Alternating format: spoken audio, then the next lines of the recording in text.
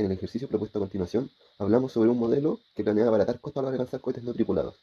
La gracia del proyecto es que acumula velocidad del cohete en una centrífuga para cuando alcance una velocidad terminal ser lanzado.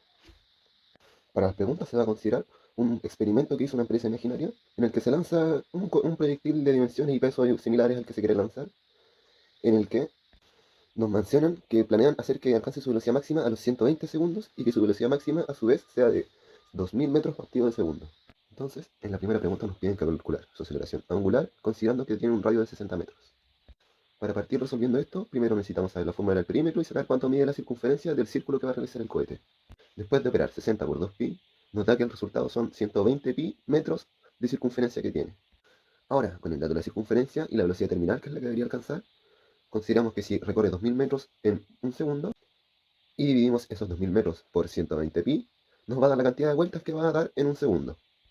En el siguiente paso lo que vamos a hacer es convertirlo a radianes por mera conveniencia a la hora de calcular después la velocidad angular. Entonces, a la cantidad de vueltas por segundo le tenemos que multiplicar 2pi radian dividido de una vuelta, a razón de que cuando se multipliquen las unidades de medida, las vueltas y las vueltas de la otra unidad de medida se simplifiquen la una con la otra.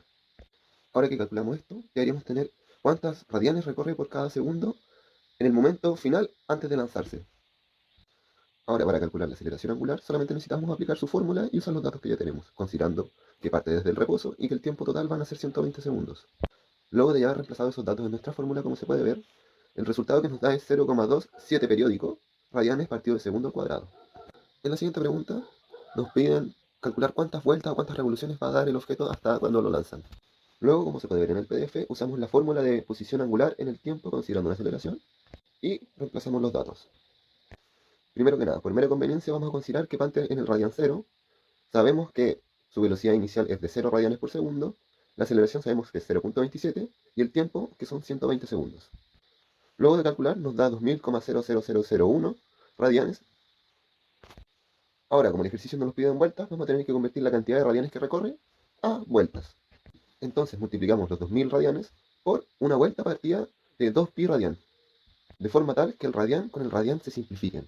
Lo que nos va a dar de resultado que da 318,3 vueltas hasta el momento de ser lanzado. Para la tercera pregunta nos dicen que el radian final tiene que coincidir con el radian 0 a la hora del lanzamiento. Y nos piden calcular en qué grado debería partir en reposo la nave para que termine en el radian 0. Primeramente convertimos las vueltas a grados, de forma que la cantidad de vueltas totales va a quedar multiplicada por 360 grados dividido de una vuelta, de forma tal que las vueltas y las vueltas se simplifiquen unas con otras. Ahora hacemos el mismo proceso nuevamente, pero para calcular los grados de solamente las vueltas enteras. Ahora restamos uno con el otro para saber cuánto nos pasamos de la vuelta entera. Ahora a 360 grados le restamos ese 111 grados que calculamos recién para saber desde qué ángulo debería partir antes del 0 y nos da que debería partir a 248 grados referente al grado 0 en un sentido antihorario. Ahora en la pregunta 4 nos preguntan por la aceleración centrípeta, la velocidad tangencial, la aceleración total en dos instantes de tiempo.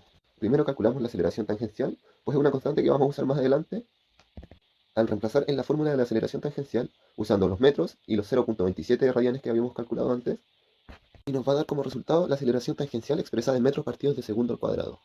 Ahora usamos la fórmula de la velocidad angular para calcular la velocidad angular en el segundo 40 y la del segundo 120 ya la habíamos calculado previamente. Ahora con estos datos ya tenemos para reemplazar en la fórmula de la velocidad tangencial. Después de obtener estas dos velocidades tangenciales expresadas en metros partidos de segundos, lo que hacemos es calcular la aceleración centrípeta. Ahora, con la fórmula de la aceleración centrípeta y la velocidad tangencial que acabamos de calcular, sumado al radio, reemplazamos los datos y nos va a dar las dos aceleraciones centrípetas para el segundo 40 y para el momento final o el segundo 120. Y ahora finalmente, con la constante que calculamos al principio y las dos aceleraciones centrípetas que acabamos de calcular, reemplazamos en la fórmula de aceleración total. Habiendo hecho esto ya tenemos todo calculado y tenemos todas las variables que nos pidieron. Tal que, para el segundo 40 la velocidad tangencial es 666,6 periódico metros partidos de segundo, su aceleración centrípeta es de 7407,4 metros partidos de segundo al cuadrado y su aceleración total es de 54.869.961,6625 metros partidos de segundo al cuadrado. A su vez, para el segundo 120, su velocidad tangencial es de 2000 metros partidos de segundo, su aceleración centrípeta es de 66.666,6 periódicos metros partidos de segundo al cuadrado, y su aceleración total es de 4.444.444.722 metros partido de segundo al cuadrado.